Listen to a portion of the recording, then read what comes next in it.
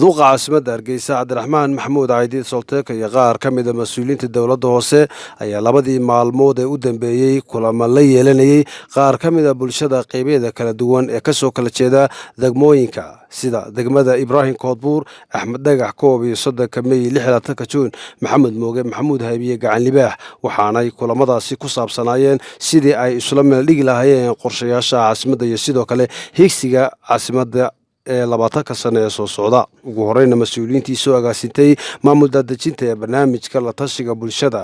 ee higsiga horumarineed ee caasimadda Hargeysa ayaa halkaasi ka hadlay waxaanay taabteen ujeedooyinka iyo sidoo kale faa'iidooyinka laga leeyahay in bulshada qaybaheeda kala duwan lagala tashado horumarinta iyo sidoo kale qorshayaasha horumarineed ee caasimadda Hargeysa. La tashigaas oo ku saabsan higsiga caasimadda ee qaranka Jamhuuriyadda Soomaaliland aynu ku wadnay inay gaadho 2040 arrintaas oo ay ka wada socdaan markaa oo ay hogaaminayso dawladda hoose iyadoo markaa ay caawimo ka helayso markaa hay'adaha UN Habitat iyo UNICEF waxyaabaha caqabadaha jira sidii markaa wax looga qaban lahaa marka waa qorshe dheer aad baan runtii maayarka ugu soo dhaweynaynaa kulankan dadweyne marka ujeedadu wuxuu bay tahay in dadka lagala tashado iyagana laga tala geliyo magaalada Hargeysa iyo sidii rajaynayna oo ay qaato hadii la xidha 20 sano soo socda iyadoo wixii ka sii dambeeyay hadii la xidha ugu dambeyntiina maayarka caasimadda Hargeysa Cabdiraxmaan Maxamuud Caydiid Solteek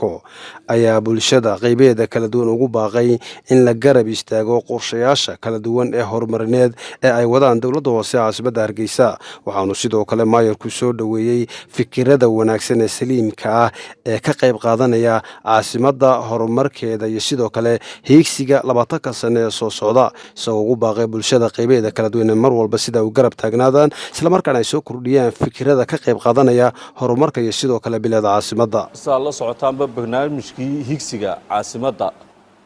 ayaa socda taasi oo in lagala tashado dadweynaha baytoola wixii la samaynayo marka waa aragtaan oo shalay Ilaahay aanu naxariisto intii dhimatay iyo intii dhaawactayna Ilaahay ha caafimaadiye shalay dabaysha iyo waxa weynaa roobka lagsi inta kale waxa aragteen in imka biyo mareenadii oo kale daadadkii aanu degnay taayimka marka qorshaha laga wada hadlayo biyo mareenadii hal la sameeyo leeyahay wax walba hal la sameeyo leeyahay bulshadu ka qayb gasho baytoolana waxa loo baahan yahay isagtaaga hawsha aynu galay khaasatan waliba de magaalo markay tahay waxa khusaysaa waxa khaasatan sii khusaysaa hooyooyinka